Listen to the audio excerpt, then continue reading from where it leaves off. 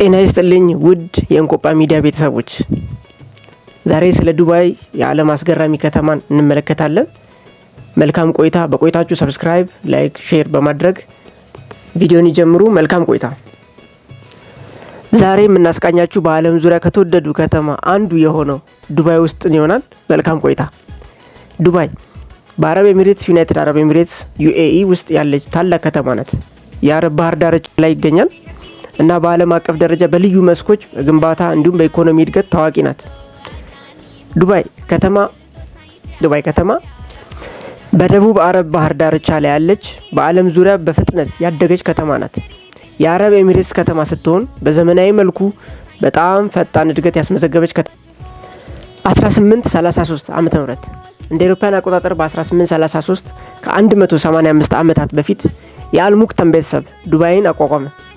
በዚህም ዓመት ዱባይ እንደ ከተማ ተቋቋመች። 19ኛው ክፍለ ዘመን ዱባይ በእጅግ ታናሽ የወደብ ከተማ ነበረች። በ1950ዎቹ የዘይት ፍለጋን ጀመረች። በ1966 ዓ.ም ዘይት ተገኘ እና ዱባይ ዘይትን በመሸጥ የበለጠ ገንዘብ ማግኘትን ጀመረች።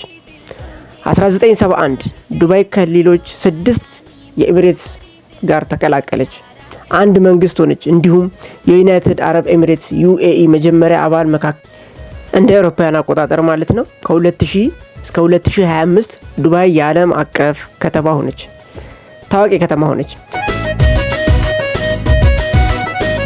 እና ቴክኖሎጂ ተቀየረ።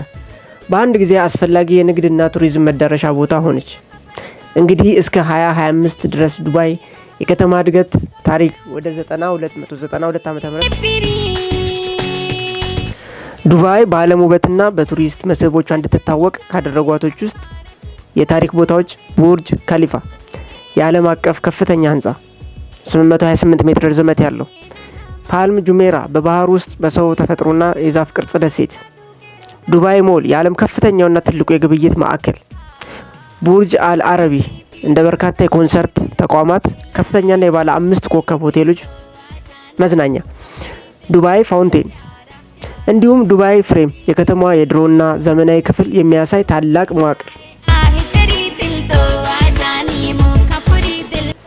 ዱባይ ካላት አስደናቂ ነገሮች አንዱ በመጀመሪያ የዱባይና የዓለም ከፍተኛ ህንጻው ቡርጅ ከሊፋን እንመልከት። ከመሬት 828 ሜትር ቁመት ያለው ይህ ህንጻ በእውነት የሰው ፈጠራን ያሳያል። ቡርጅ ከሊፋ በመጀመሪያ ላይ ቡርጅ ዱባይ ይባል ነበረ። ነገር ግን ከአቡ ዳሃቢ መሪ ቻናላችን ቤተሰብ ይሁኑ። ሰብስክራይብ፣ ላይክ፣ ሼር በማድረግ